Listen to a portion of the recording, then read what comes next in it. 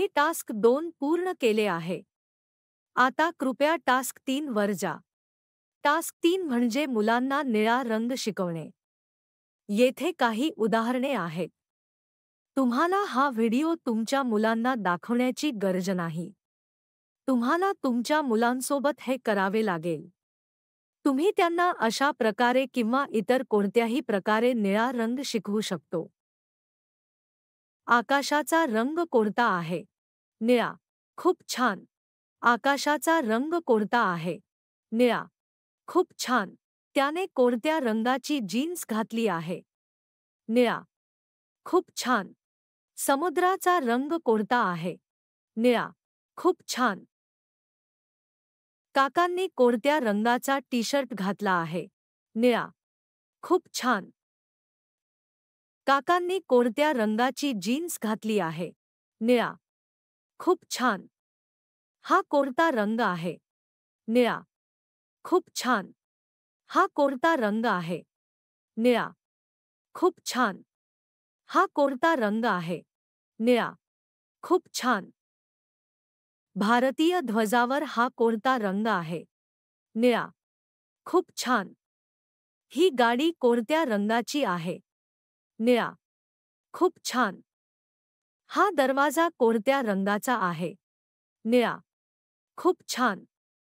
तुम्ही मला सर्व निळ्या रंगाचे कपडे देऊ शकतो का?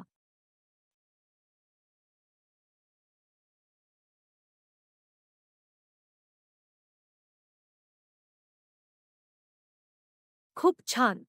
धन्यवाद. पहा, हा आकाशी निळा आहे आणि हा गडद निळा आहे.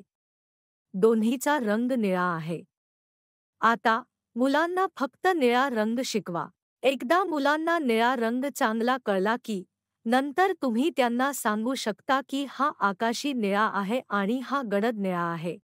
आमच्या सोबत शिकल्याबद्दल धन्यवाद. तुमचा दिवस चांगला जावो. आम्ही शिफारस करतो की मुलांना शिकण्यासाठी आणि आत्मविश्वास वाढवण्यासाठी घरी एक प्रेमळ, सुरक्षित वातावरण उपलब्ध करून द्यावे. आई-बाबा हे मुलांचे रक्षक असतात. आई-बाबांनी मारले किंवा खूप मोठ्याने ओरडले तर मुलांची सुरक्षिततेची भावना कमी होते आणि त्यांना दबाव आणि तणावाचा अनुभव होते.